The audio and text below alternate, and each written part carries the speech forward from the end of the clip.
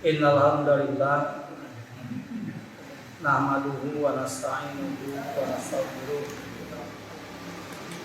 wa na'udzu billahi min syururi anfusina wa sayyiati a'malina may yahdihillahu fala mudilla lahu wa may yudlil fala hadiya lahu.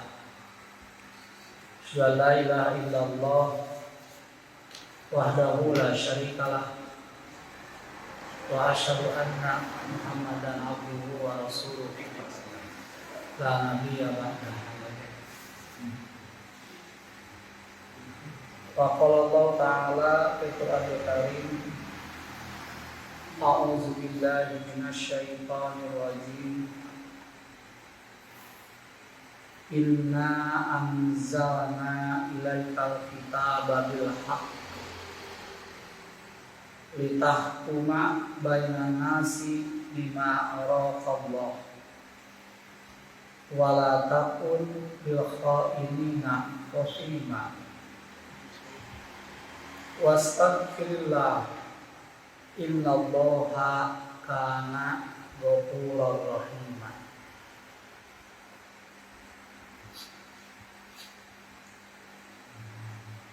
Para bapak jemaah sholat duhur yang memanfaatkan waktu untuk mengisi dengan penambahan atau pembaharuan pengetahuan kita tentang agama kita, yang insya Allah yang akan dikaji pada kesempatan ini surat An-Nisa ayat ke-105 dan 106. A'udzu billahi minasyaitonir rajim. Inna anzalna ilaika, sesungguhnya kami telah menurunkan kepada kamu. Tentunya kamu di sini adalah Nabi Muhammad sallallahu alaihi wasallam. Telah menurunkan, telah mewahyukan, telah menginformasikan apa yang diturunkan dan yang diberikan kepada Nabi Muhammad itu, yakni Alkitab. Alkitab maksudnya adalah kitab yang diberikan kepada Nabi Muhammad adalah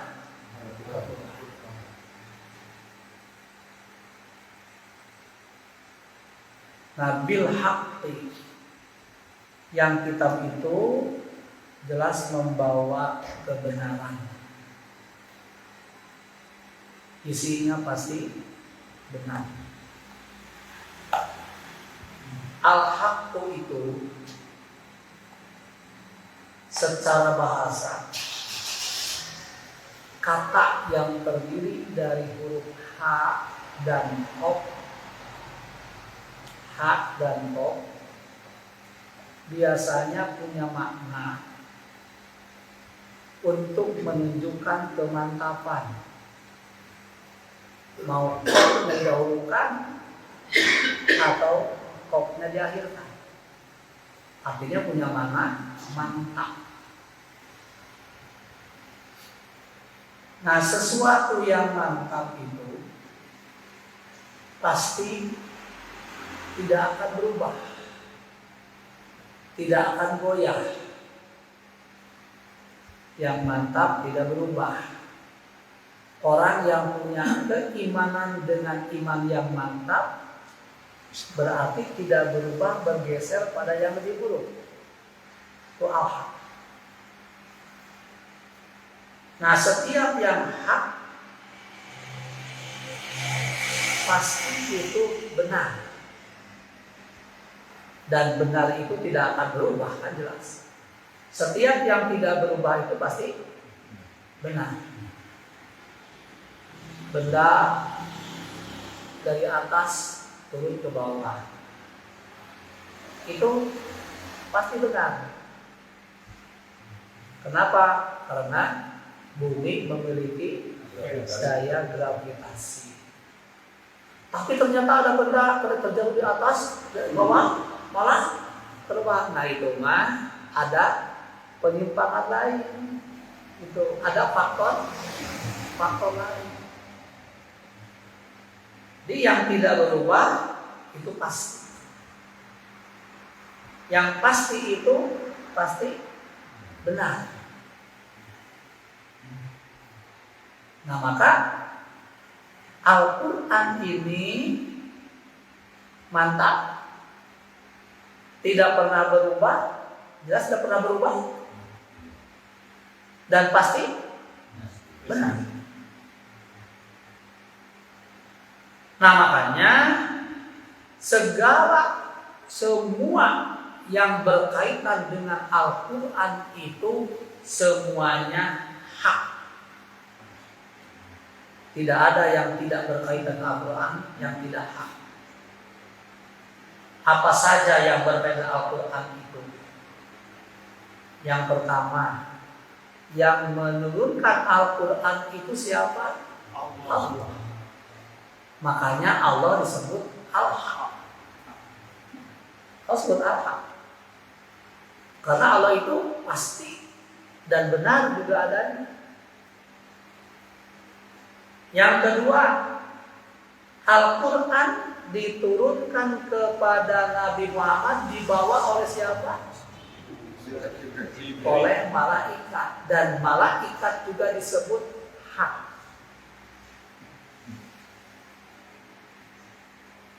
Kemudian yang membawa Al-Quran sampai kepada kita adalah Nabi Muhammad SAW.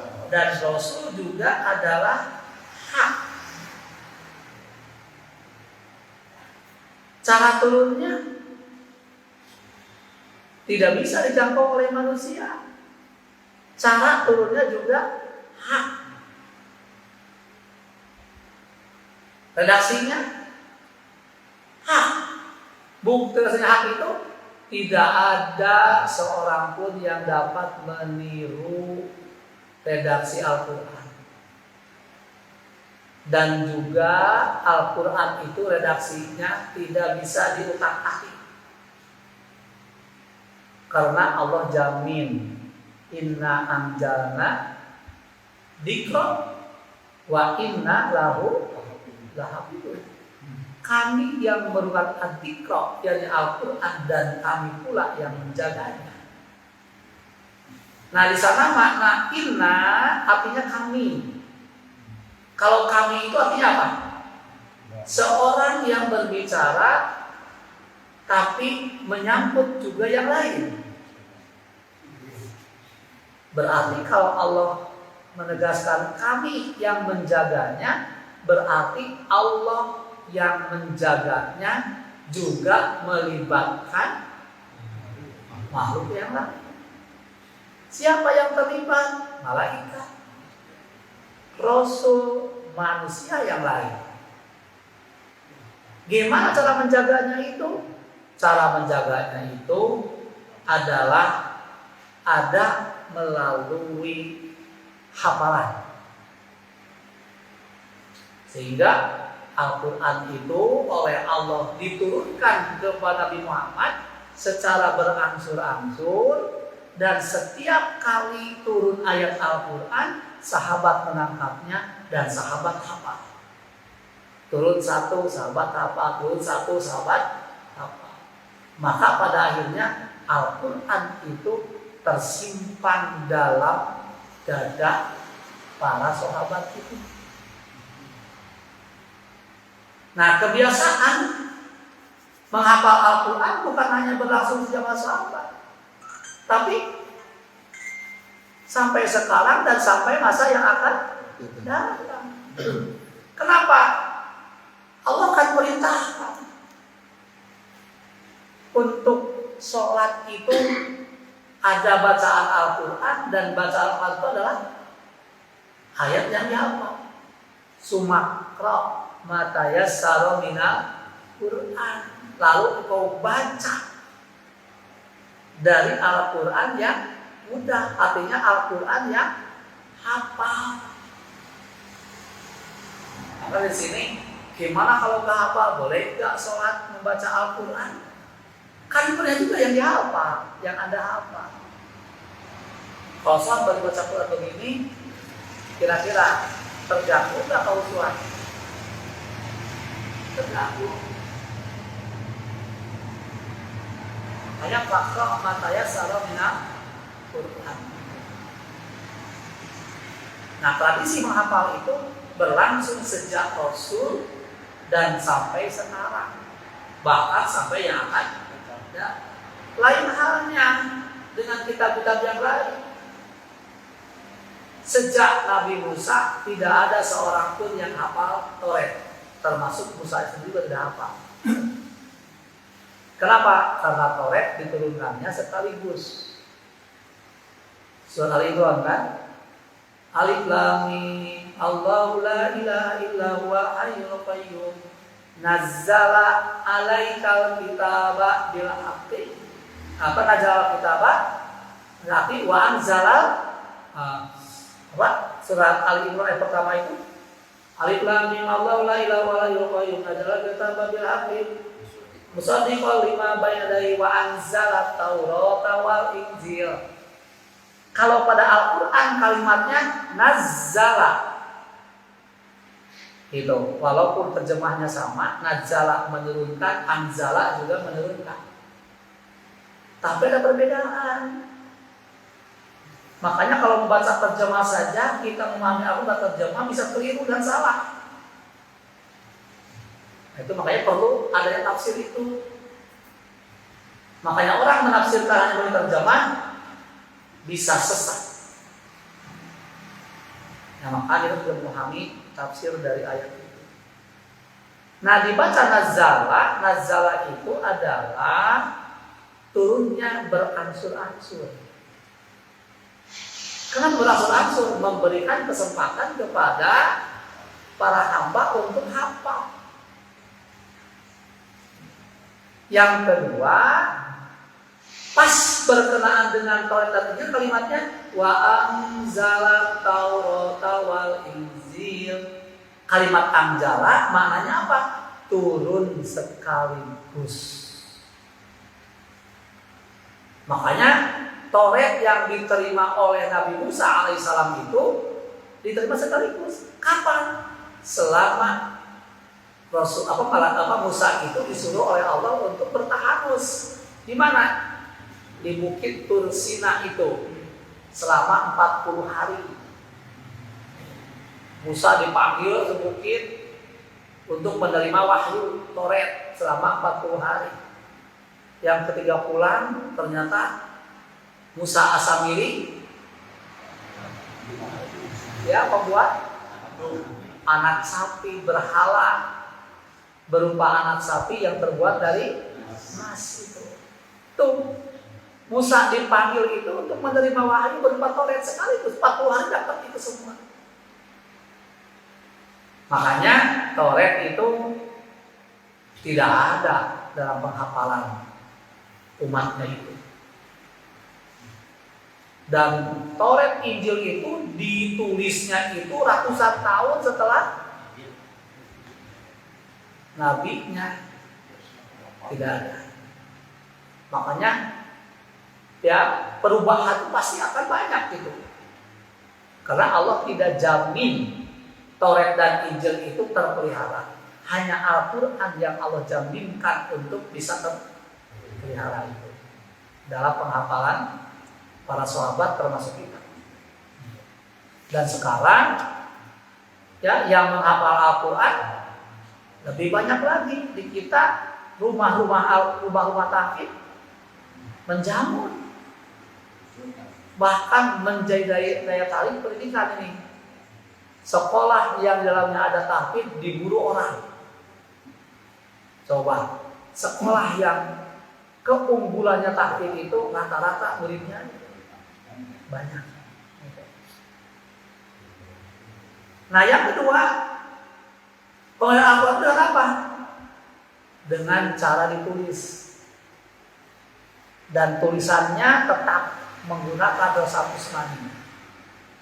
Ada saja perubahan tulisan, geger kan ditemukan tulisan ini. Ada Quran palsu, kenapa nulisnya salah?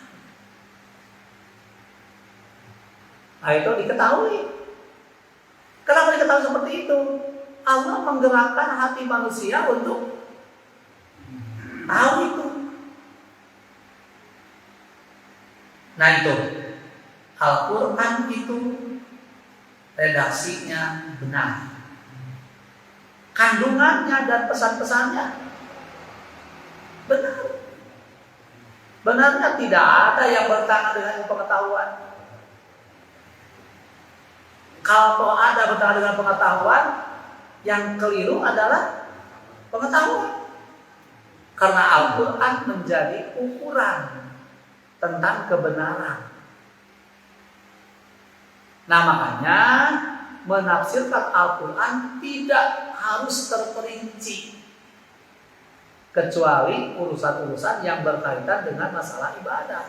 Kalau urusan muamalah, urusan masalah keduniaan itu enggak terperinci.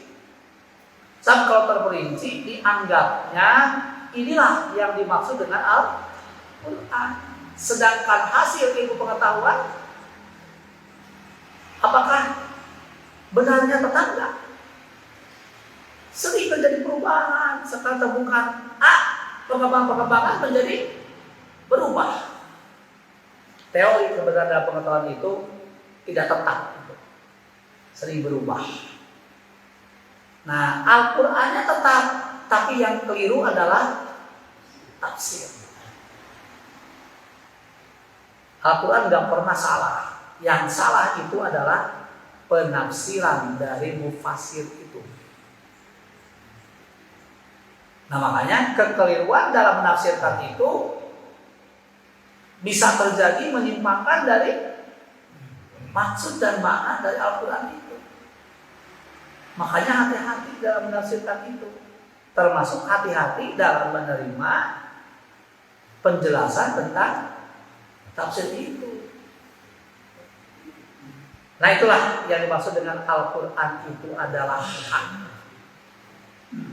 Ya, yang menurunkannya, yang mengantarkannya, yang menerimanya, redaksinya, apalagi isi dan kandungannya, semuanya hak. Tidak ada yang tidak hak. Nah karena itu Al-Quran itu hak, harus Al-Quran dijadikan sebagai sumber dari segala sumber hukum, sumber kehidupan manusia. Orang yang menjalani kehidupannya dengan merujuk pada Al-Quran itu pasti benar, gak akan terkena salah, asal benar merujuk pada Al-Quran, pasti benar. Dan Allah juga akan sebimbing gitu kalau mengamalkan Al-Quran. Dan soal dalam surat At-Tolak kan Allah sebutkan, wa may yattaqillaha yaj'al lahu makhraja. Siapa yang bertakwa kepada Allah? Siapa sih yang bertakwa itu? Orang yang bertakwa adalah orang yang mencoba mengimplementasikan ajaran Al-Quran dalam kehidupannya. Dan kalau ada masalah, Allah kasih jalan keluarnya. Dan juga yaj'allahu min amrihi yusra. Allah akan buat enteng segala urusannya. Nah makanya Al-Quran harus dijadikan sumber untuk menjalani kehidupan, apalagi berkenaan dengan masalah hukum. Makanya dan ini Allah sebutkan litahkuma bainan nasi bima arakallah. Allah turunkan Al-Quran sama kamu Nabi Muhammad agar engkau dapat mengadili di antara manusia dengan yang Allah perlihatkan kepadamu. Maksudnya dengan pengetahuan yang Allah berikan kepada kamu. Harokallah, dengan pengetahuan yang Allah berikan kepada kamu.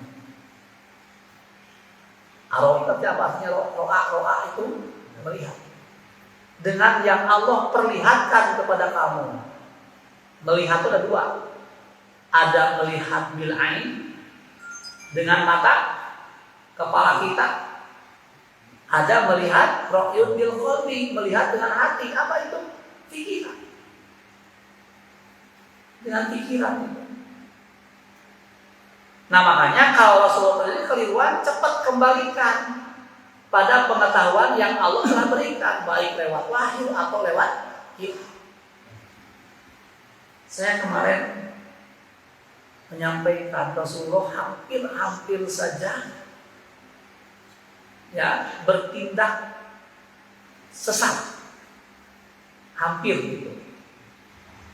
Kenapa? Kasusnya itu kan Tu'mah bin Ubairi mencuri baju besi tetangganya yang bernama Qatadah bin Nu'man. Jadi Tu'mah itu mencuri baju besi di rumahnya. Ya, baju besi milik Qatadah bin Nu'man itu. Oleh Tu'mah si baju besi itu dimasukkan ke dalam karung. Dan karungnya itu berisi tepung. Dikira tidak akan bocor itu.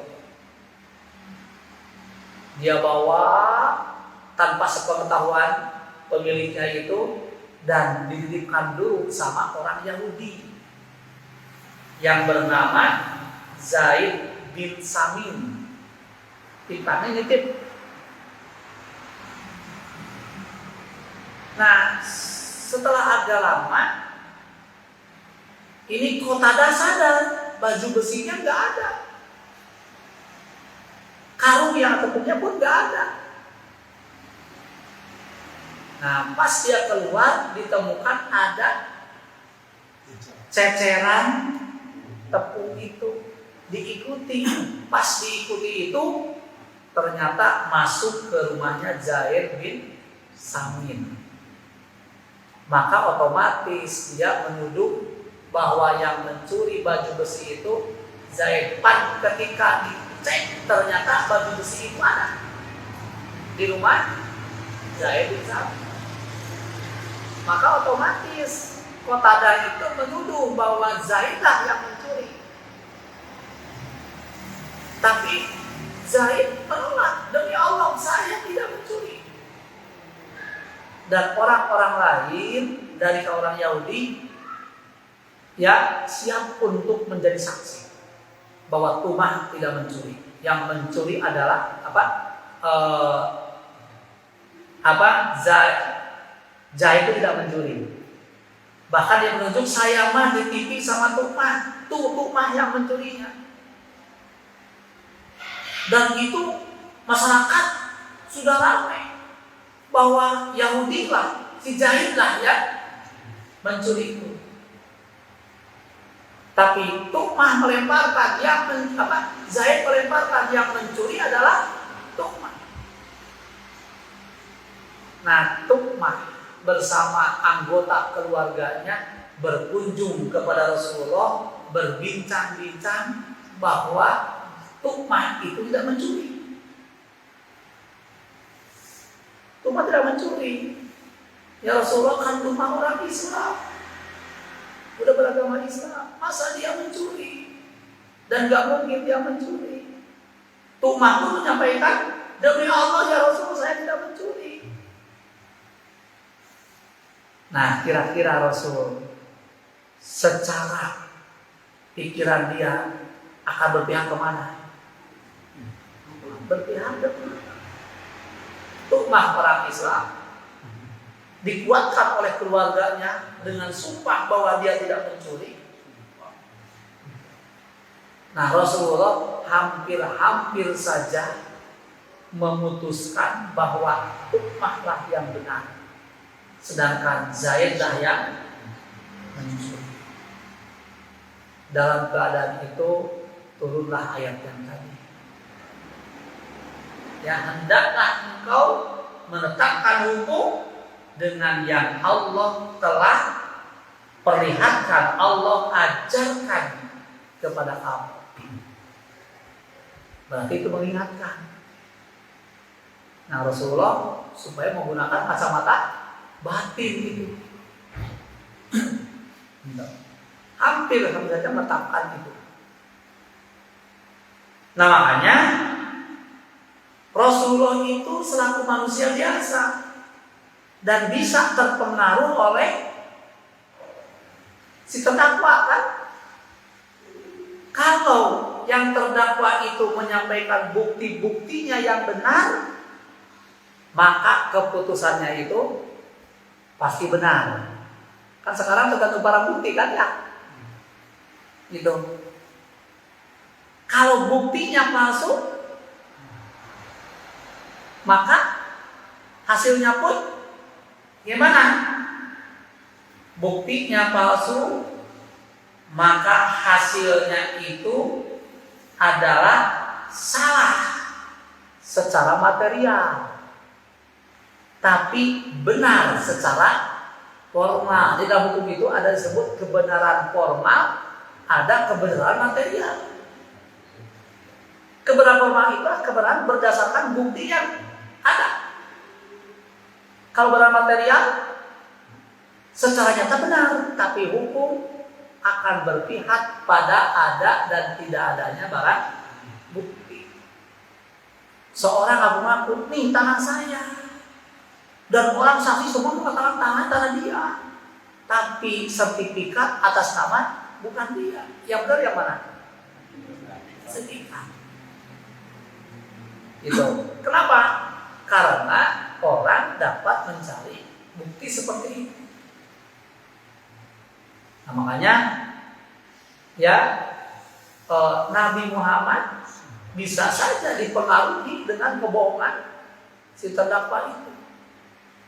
Nah, makanya ada hadis yang terima dari Ummu Salamah. Anna Rasulullah SAW qala, Rasulullah itu pernah bersabda, innama ana basyarun, kami ini hanyalah sekedar manusia. Wa innakum tahtasimuna ilayya, kalian bisa jadi mengadukan persoalan kepadaku. Wala'alla ba'dukum ayakuna alhana bihujjatihi min ba'din, bisa jadi sebagian di antara kamu lebih pandai dalam menyampaikan argumentasi daripada saudaranya itu. Fa'aqdi lahu binahli ma asma'u, maka aku akan menetapkan berdasarkan pada apa yang aku dengar. Makanya paman kodoi tak lahu bihaqqin aini fa innama aqta'at lahu qit'atun minan nari, barang siapa yang memutuskan ya dengan mengambil hak saudaranya, pada itu yang benar tapi yang diputuskan yang salah, maka hanyalah dia telah memperoleh sepotong dari api neraka. Nah, itu karena orang dapat memberikan bukti-bukti yang palsu, saksi-saksi yang palsu. Nah, kenapa yang benar selalu salah di pengadilan kita ini? Nah, karena menyampaikan bukti-bukti palsu dan saksi-saksi itu palsu. Makanya Habib Rizik pun ya salah. Kenapa? Karena banyak bukti. Gitu. Kalau buktinya palsu, makanya itu benar secara formal, tapi salah secara material. Nah, ketika itu Nabi hampir saja terpengaruh ya oleh orang itu, hampir tersesatkan Nabi itu. Tapi untung saja Allah mengingatkan dan akhirnya Allah memerintahkan untuk istighfar, wastagfirillah. Namun waktu terlalu panjang ya. Nah, ini dipotong aja, kita tunda untuk subuh nanti. Ya, episode berikutnya untuk subuh nanti. Karena Mbak Ahmad juga sudah kesal mau kerja. Ya. Nah ini, jadi ketemu lagi subuh karena sore nanti akan diisi oleh Ustaz Mari. Saja ada pertanyaan? Nah, ya, yang rusuh silakan gak apa-apa. Silakan apa-apa untuk keluar lebih dahulu. Jam kerja kan Ahmad pilih kena penalti. Kaitannya misalnya ayat wasta'inu bisabri wassalah. Eta kan upami aya masalahnya kan cekap eta wudhu gitu kan. Aya istilah ada ikhtiar dunia gitu. Ya. Kasab itu diperintahkan. Kan? Allah itu kan memberikan potensi akal, potensi fisik, kekuatan fisik. Nah, itu adalah apa yang bisa dilakukan oleh manusia, lakukan sesuai prosedur keduniaan. Gitu. Dan apa yang menjadi hak Allah, Allah akan eksekusi. Tadi kan, orang sakit, prosedur sehatnya, cari kasab obatnya. Dengan doa, Allah akan berikan sehat. Kasabnya itu wajib.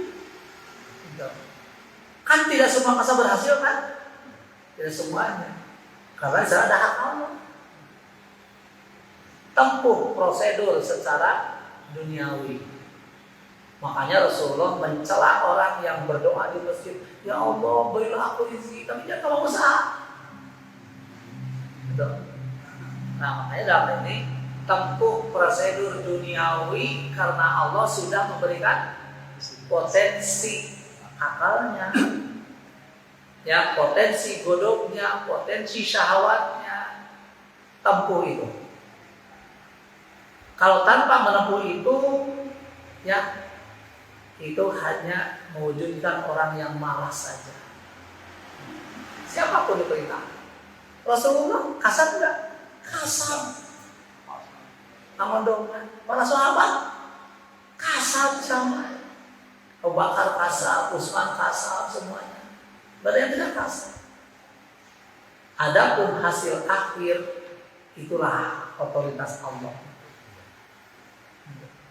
Nah, ini sok mau dinas status sanes. Jadi dinas status teh kalau ada masalah disuruh juga diam bersabar sama sholat gitu kan. Iya, jadi memang kita berang bersabar. Sabar itu bukan diam. Sabar itu adalah ikhtiar. Gitu, ada action. Ketika ikhtiarnya sabar. Ya, barengi dengan berdoa ketika sholat. Makanya sabar dan sholat tidak bisa dipisahkan. Sabar itu ikhtiar. Tidak akan ada kesabaran kalau tanpa ikhtiar. Coba orang bisa tidak sabar tanpa ikhtiar? Gak bisa. Kalau dia sakit tanpa ikhtiar akan semakin sakit. Sabar nggak? Enggak. Dia miskin, dia adalah nunggu dari Allah saja. Bisa nggak bersabar dan kemiskinan itu? Saya udah beberapa kali berdoa minta kepada Allah. Kok Allah nggak kasih rezeki juga? Ya salah. Rezeki itu bukan ditunggu, tapi rezeki harus dijemput. Kita jemput rezeki. Nah, jemput itu adalah ikhtiar. Kalau kata orang Sunda, nggak ada yang WC cari penumpang. Nah, kalau orang mau buat BAB itu ya cari WC, nggak mungkin WC. Ya datang menghadiri kita. Ya itu. Masih ada? Dah ya, nanti episode berikutnya bertemu di subuh. Bahasan ini subuh dan zuhur. Dan sore hari mah mengkaji kita Riyadus. Pada iseng saya pada tarawih salah. Oh, tarawih salah sedikit. Ya, sedikit. Barangkali itulah yang bisa saya sampaikan. Rabbana atina fid dunya hasanah wa fil akhirati hasanah wa qina adzabannar. Wassalamualaikum warahmatullahi wabarakatuh. Waalaikumsalam.